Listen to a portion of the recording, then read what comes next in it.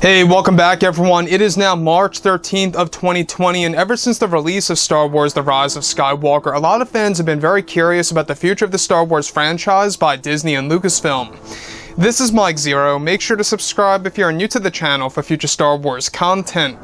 Now, the one thing about Star Wars in general is that we do know that the new Disney CEO, Bob Chapek, is making many different changes over at Lucasfilm to create a better future for Star Wars as we know it.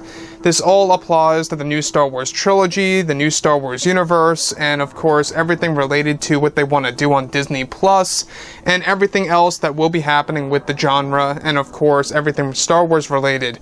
Now, the thing about Star Wars is that we do know that ever since the release of The Rise of Skywalker, Disney has been in full damage control mode, and this is all pretty much rooted to the box office results for the movie. I don't know if you guys noticed, but the box office results for Episode 9, worldwide speaking, only got a little above $1 billion at the box office.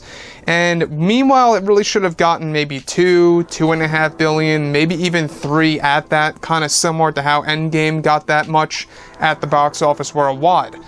Now, the thing about Star Wars is, of course, we do know that Kathleen Kennedy is very incompetent as a leader over at Lucasfilm.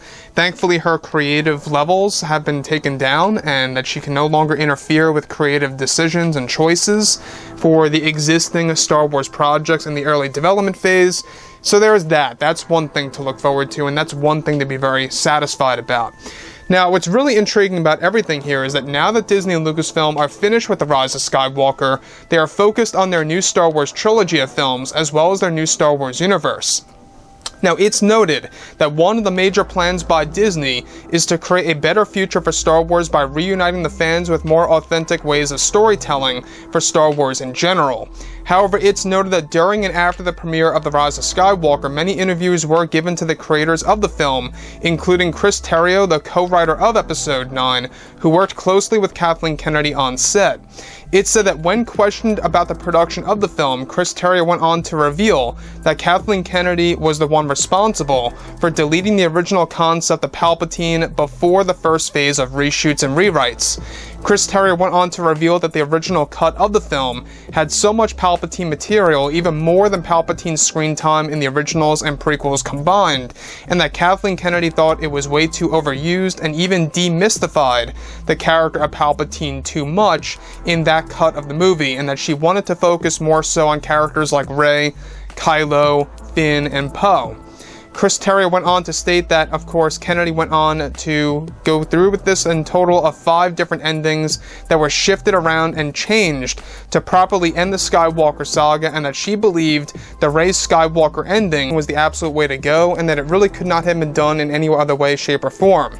Terrio revealed that Kennedy used the Rey Skywalker concept as a way to please the fans who wanted Rey to become a Skywalker, and that she also pushed JJ to bringing back Palpatine into the mix for this story.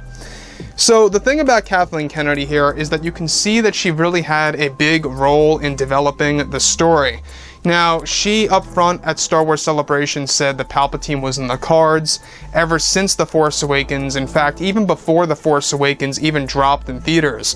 And that right then and there was a lie by Kathleen Kennedy. I'm sure that a lot of you guys out there have heard that J.J. Abrams revealed that, he actually came up with the idea of Palpatine, and well, according to Chris Terrio, it was really Kennedy who really pushed the idea upon JJ to bring back Palpatine into the mix. And it does kind of explain the creative differences now between Colin Trevorrow and Kathleen Kennedy.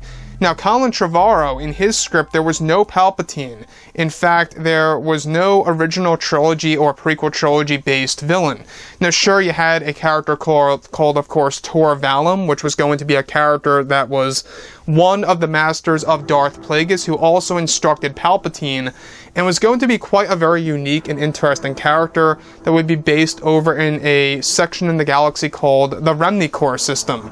Now, the thing about Kathleen Kennedy, according to Chris Terrio, of course, is that there was so much Palpatine material in Episode 9 that it was more so than the screen time of Palpatine in the originals and the prequels combined. That to me tells a lot. That to me says that Lucasfilm really wanted to develop a very unique story for, of course, Star Wars to really show us a lot more Palpatine material, and in Kathleen Kennedy's eyes, it was overused and demystified the character.